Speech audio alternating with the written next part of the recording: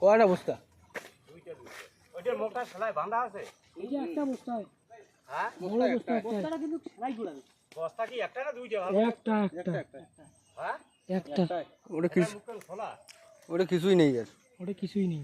কাশি কিন্তু ওই দিকে টানলে বেড়ে গেলে